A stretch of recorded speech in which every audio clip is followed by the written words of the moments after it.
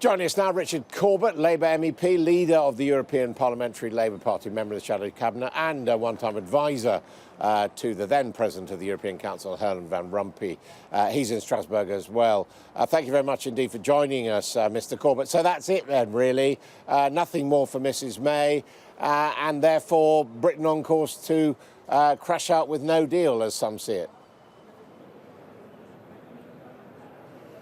Well, we'll see. Everybody here has said no renegotiations, just clarifications, whatever that means. And it seems that the Prime Minister only wants clarifications regarding the Irish opt-out. But the reason that most people in the House of Commons and indeed in public opinion dislike this deal is not just to do with the backstop. It's a damaging, costly, job-destroying, rights-threatening deal. And that's why it is being so vigorously opposed.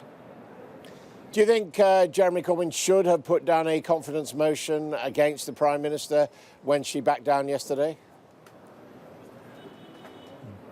Well, that was one option. The other is to put it when she comes back, probably with empty hands, or when the deal is subsequently rejected. That's a matter of House of Commons tactics and procedures. I don't know about that sitting in the European Parliament, but whatever happens, there's a huge majority that doesn't want to leave without a deal in the British Parliament.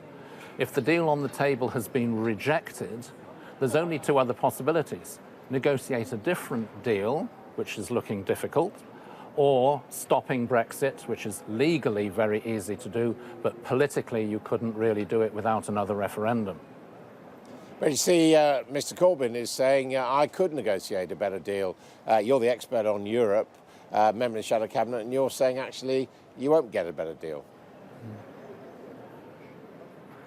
Well, I think there's a big difference. If there were a new government with a new offer capable, a different offer, different red lines, like staying in the customs union and a number of other things as well, which clearly could command a majority in the House of Commons, then it's conceivable that the European Union might reopen negotiations. But if it's just to throw another bone to Mrs May's backbenchers in the hope of placating them, then frankly, no, they're not going to do it.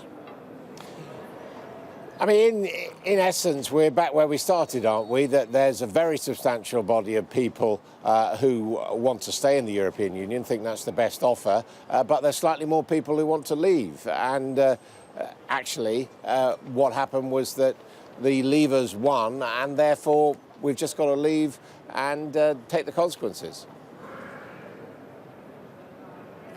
Well, except for this fact that it's essentially Leave voters who are entitled to say that this bears no resemblance to what they were promised. Remember, the Leave campaign said this would be dead easy. It's proving difficult. They said it would save lots of money that would all go to the NHS. It's costing us a fortune.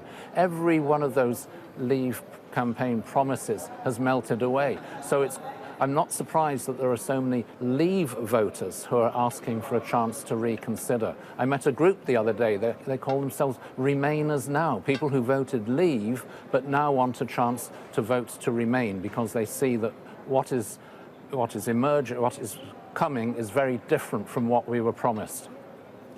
So do you think this is going to end up with a second referendum, a so-called people's vote?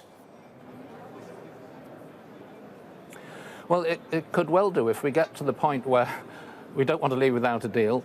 The only deals that have emerged are bad. Then I think Parliament may well throw it back to the people. The people seem to want it, according to public opinion polls. There seems to now be a majority, unlike a few months ago, in favour of having another referendum.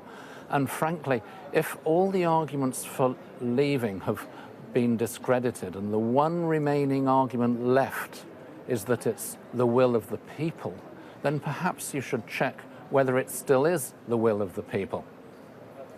OK, Richard Corbett, thank you very much indeed for joining us from Strasbourg.